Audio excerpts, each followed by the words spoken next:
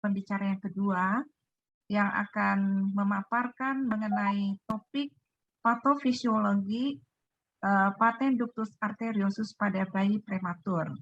Topik ini nanti akan disampaikan oleh Dr. Herlina. Kita tahu bahwa pada PDA itu bisa terjadi pada bayi-bayi prematur dan pada bayi bukan prematur. Jadi ini merupakan satu topik yang memang penting kita ketahui dan nanti akan dijelaskan tuntas oleh Dr. Herlina mengenai bagaimana patofisiologi PDA pada bayi prematur. Dr. Herlina adalah dokter dari staf Fakultas Kedokteran Usia Banda Aceh. Beliau menyelesaikan pendidikan dokternya di Banda Aceh, Fakultas Kedokteran Usia, kemudian menyelesaikan pendidikan spesialis satunya di Fakultas Kedokteran USU Medan, menyelesaikan spesialis 2 kardiologi anaknya di Fakultas Kedokteran Universitas Indonesia, dan menyelesaikan pendidikan doktornya di Fakultas Kedokteran UGM Yogyakarta. Beliau juga pernah menjabat sebagai Ketua IDAI Banda Aceh selama 2 periode. Untuk selanjutnya kami persilakan kepada Dr. Herlina untuk menyampaikan materinya. Terima kasih, Dr. Lia. Apakah suara saya jelas terdengar, Dok? Ya, terdengar dengan baik. Silakan. Izin saya share screen ya, Dok. Terima kasih. Assalamualaikum warahmatullahi wabarakatuh. Pertama-tama saya mengucapkan terima kasih kepada UKK Kardiologi yang telah memberi kesempatan kepada saya untuk berbagi informasi pada kegiatan kita kali ini kerjasama UKK Kardiologi dengan IDAI Cabang Aceh. Saya mendapat tugas dengan judul Patofisiologi Paten Ductus Arteriosus in Preterm Infant. Sebenarnya secara komprehensif sudah dijelaskan tadi oleh Prof. Mul, tapi saya memulainya dari pendahuluan ini bahwa paten ductus arteriosus itu merupakan kegagalan ductus arteriosus untuk menutup setelah kelahiran sehingga adanya hubungan shunt dari aorta ke arteri pulmonalis. Angka kejadiannya itu 6-11% dari seluruh congenital heart disease diperkirakan 5,7 per 1000 kelahiran hidup. Lebih tinggi kejadian ini pada bayi-bayi yang lahir prematur, 8 dari 1000 kelahiran bayi kurang bulan. Dan juga lebih sering bayi-bayi prematur dengan sindrom-sindrom genetik tertentu. Bagaimana angka kejadian daripada PDA pada bayi prematur?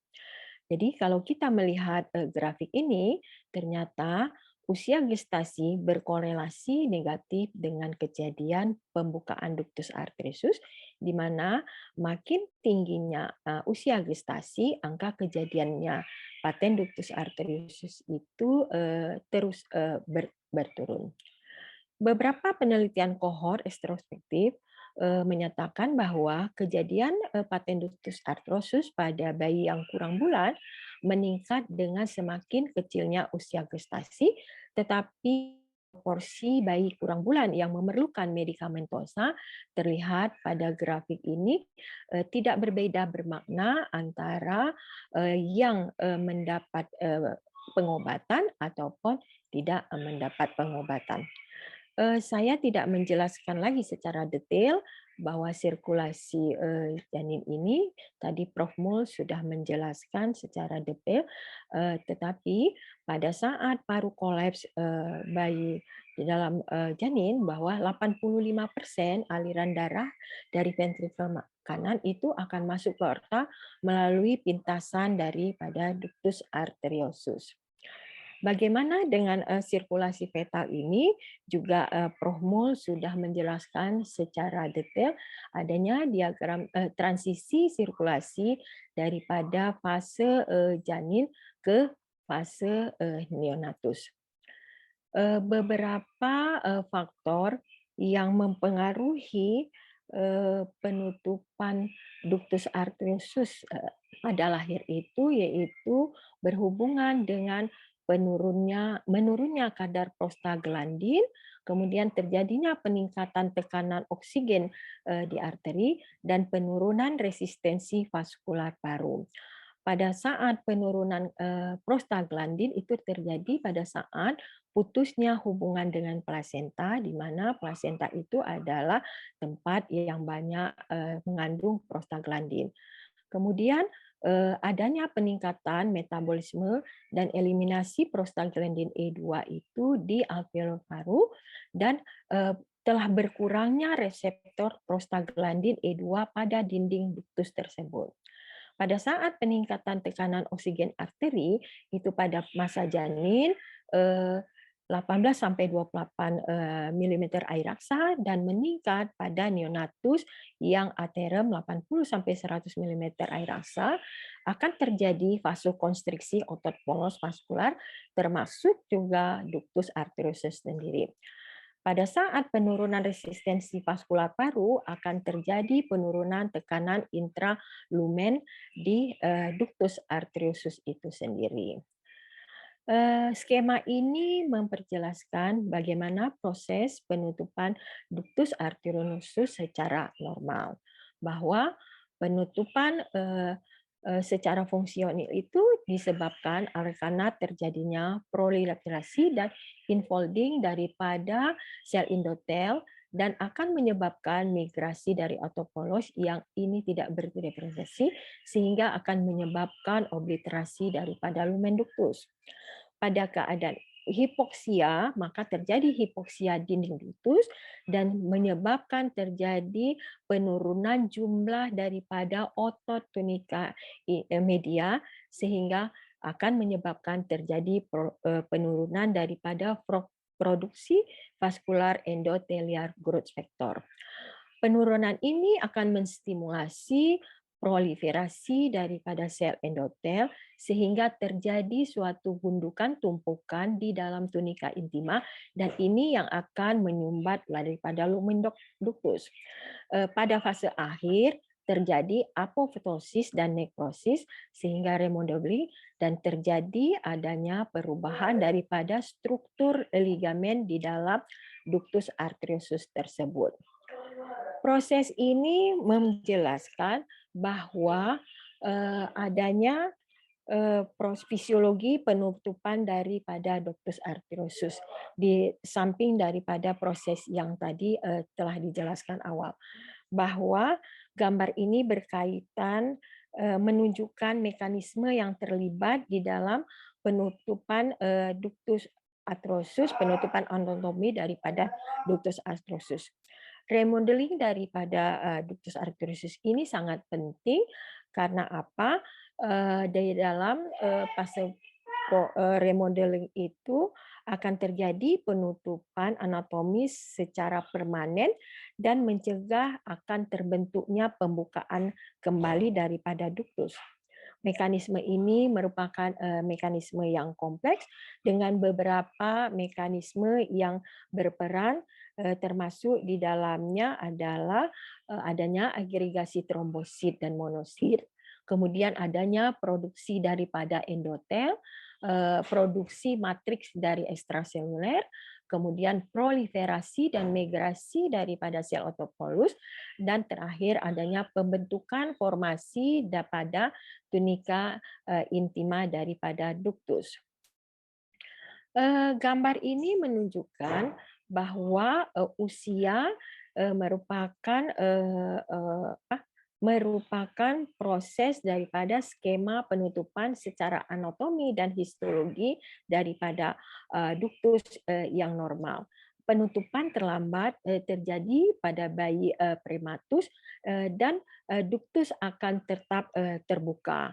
Pada bayi-bayi yang cukup bulan, itu penutupan secara fisiologis bisa terjadi pada sampai 48 jam pertama kehidupan, di mana 50%-nya terjadi pada 24 jam pertama, 100% terjadi penutupan pada 72 jam pertama. Penutupan secara anatomis bisa terjadi setelah 2 sampai 3 minggu kelahiran. Itu pada bayi yang aterem. Kemudian yang preterm akan terjadi penutupan 2 sampai 3 minggu dan bisa mencapai beberapa bulan tergantung daripada seberapa usia gestasi daripada bayi tersebut. Gambar ini menunjukkan ada 3 faktor yang berperan mempengaruhi penutupan ductus arteriosus. Ini comparison antara bayi matur dan bayi prematur. 3 faktor tersebut adalah faktor molekuler, faktor fisiologis, dan faktor daripada struktur daripada lumen ductus tersebut. Faktor molekuler ada perbedaan antara bayi aterem dengan bayi preterm.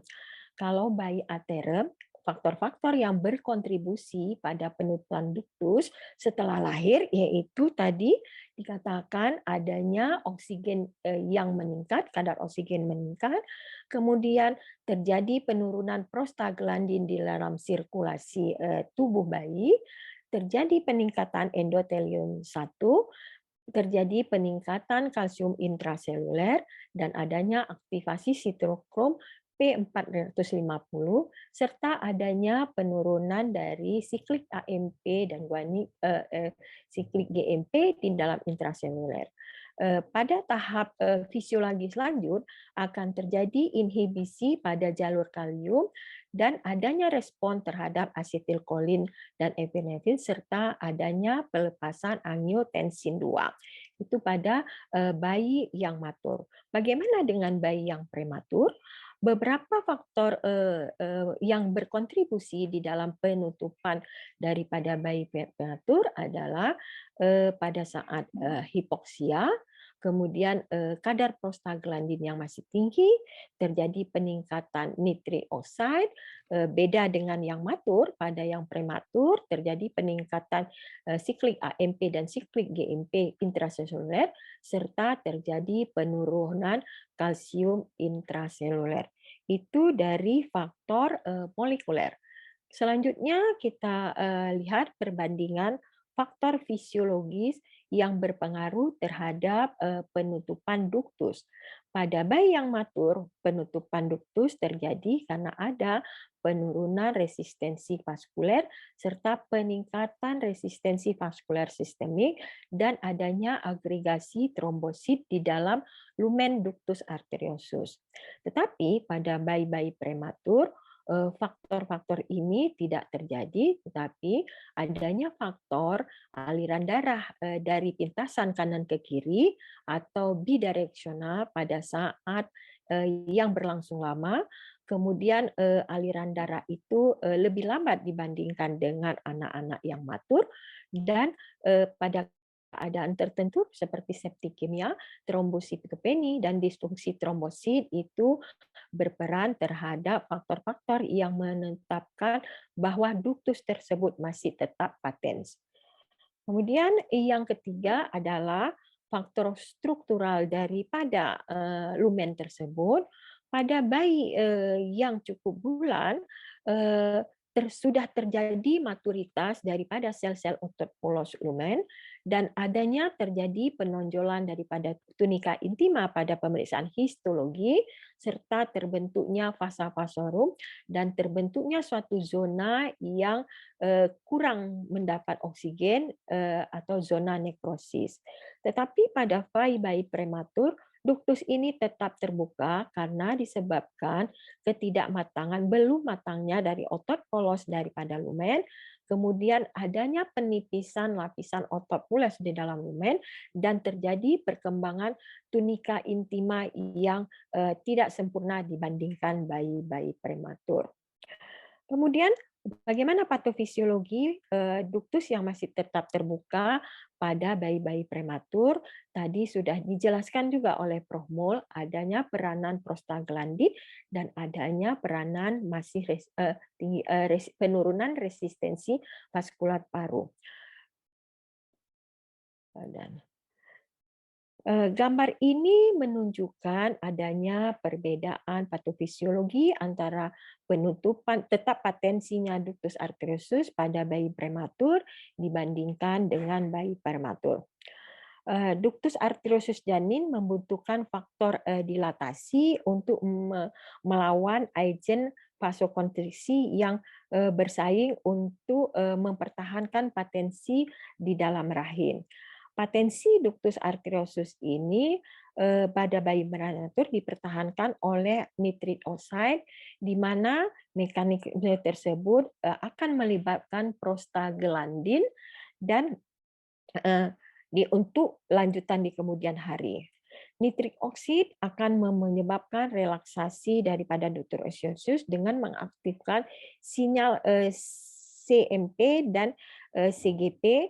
Kemudian prostaglandin ini akan bekerja terutama melalui reseptor EP4, EP4, dan akhirnya menginduksi pelebaran daripada ductus arteriosus melalui aktivasi daripada CAMP. Sementara nitrit oxide dan prostaglandin 2 ini biasanya dianggap sebagai mediator utama dalam pelebaran ductus arteriosus pada tingkat seluler, adenosin dan ANP, atrial natric uretic peptide. Keduanya telah terbukti secara biomolekuler dapat melepaskan ductus melalui upregulasi CAMP dan CGMP. Selain itu, adanya gastrotransmitter karbon monoksida juga merupakan sebagai faktor yang menyebabkan vasodilator yang dimediasi oleh CGMP dan peningkatan tingkat karbon oksida yang diproduksi secara endogen telah dikaitkan dengan suatu terbukanya ductus arteriosus simptomatik pada bayi-bayi prematur. Pada bayi prematur, tekanan oksigen itu lebih rendah sehingga menghambat suatu proses vasokonstriksi daripada ductus arteriosus, dan ada beberapa komponen yang penting yaitu karbon monoksida, nitrik oksida, peningkatan CGMP, penurunan kalsium intraseluler, dan adanya kejadian relaksasi daripada otot polos. Patofisiologi PDA juga pada bayi prematur ini disehubungan dengan adanya perbedaan lumen dari struktur lumen dan struktur dinding ductus yang jauh berbeda antara prematur dan matur. Pada arteri besar, matriks ekstraseluler kompleks dan di mana serat elastisnya sangat penting untuk mengatasi stres mekanik dan hemodinamik dari aliran darah di dalam ductus itu sendiri. Bagaimana dengan reopening?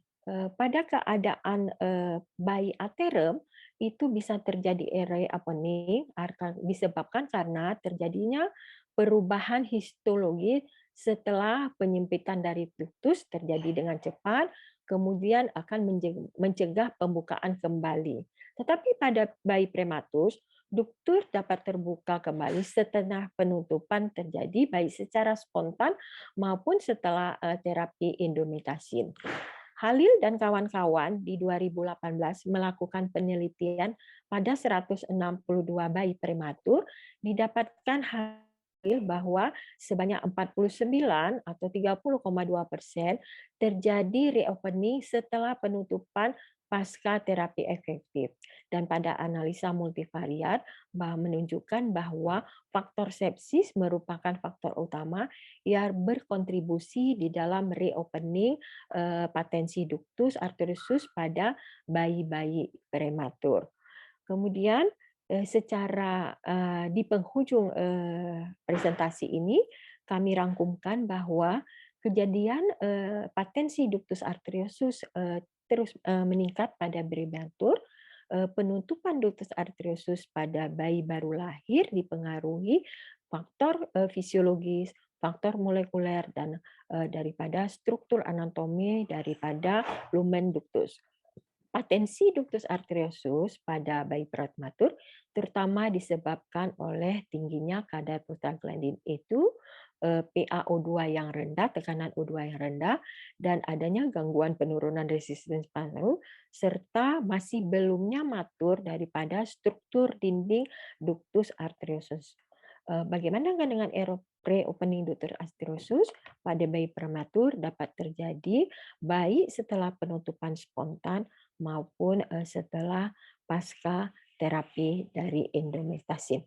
Demikian Dokter Ria, presentasi saya. Saya tutup dengan wabillahi taufik wal hidayah. Wassalamualaikum warahmatullahi wabarakatuh. Baik, terima kasih Dr. Herlina. Penyampaian materinya sangat menarik dan sangat komprehensif. Akan sangat menambah pengetahuan kita ya mengenai patofisiologi PDA pada bayi prematur.